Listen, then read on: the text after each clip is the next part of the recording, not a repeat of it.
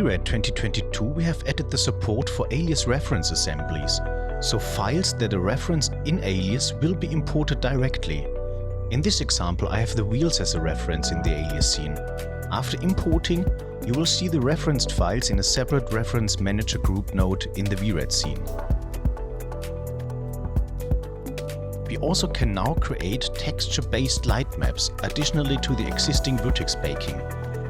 Texture baking is very helpful if you need high-quality light and shadow baking for your real-time scenes, while keeping the polygon count low and the visual quality and performance high. The light maps will be calculated in the Bake Light and Shadow dialog, and it supports GPU and CPU ray tracing.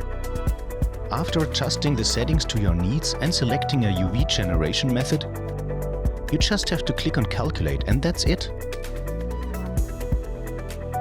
You can see the light baking textures in the Advanced tab and on the model directly by selecting the new pre-computed illumination render option.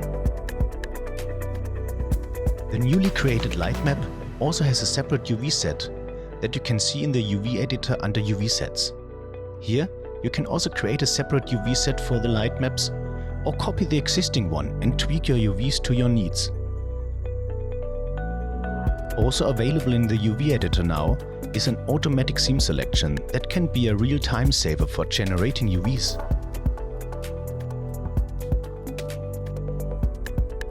When exporting as an FBX, we also store all UV sets within the file for better workflow integration with other visualization tools. Thanks for watching the video.